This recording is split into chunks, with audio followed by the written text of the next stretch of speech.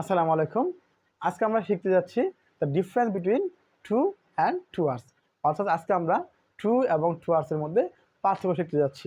দেখো, I am going to school আর I am going towards school. অর্থাৎ I am going to হবে নাকি গোয়িং টুয়ার্ডস হবে। হ্যাঁ, দুইটাই কারেক্ট। টুও কারেক্ট এবং টুয়ার্ডসও কারেক্ট। কিন্তু কখন কারেক্ট?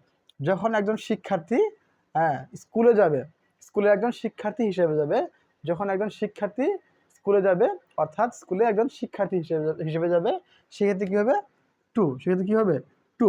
আর যখন একজন যে কেউ, এখানে আমি হতে পারে বা একজন শিক্ষার্থী হতে পারে, কিন্তু স্কুলের উদ্দেশ্যে না, স্কুলের দিকে যাবে কিন্তু স্কুলের উদ্দেশ্যে না, স্কুলের আশেপাশে ডানে বামে মানে ঘুরতে যেতে পারে অথবা অন্য কোনো কাজে যেতে পারে, কিন্তু স্কুলের একজন শিক্ষার্থী হিসেবে না, অন্য কোনো কাজে যাচ্ছে, সেক্ষেত্রে কী হবে? টুয়ার্ডস। অর্থাৎ I am going towards school. অর্থাৎ যদি স্কুলে একজন শিক্ষার্থী হিসেবে বা স্কুলে পড়তে যাওয়া বোঝায়, সেক্ষেত্রে কী হবে? To. I am going to school. আর যখন স্কুলে পড়তে না গিয়ে, অর্থাৎ স্কুলের উদ্দেশ্য না গিয়ে স্কুলের আশেপাশে ডানে বামে যাওয়া বোঝা, সেক্ষেত্রে কী হবে? টুয়ার্ডস। যেমন I am going towards school. Thank you. আশা করি বুঝতে পারছেন। আসসালামু আলাইকুম।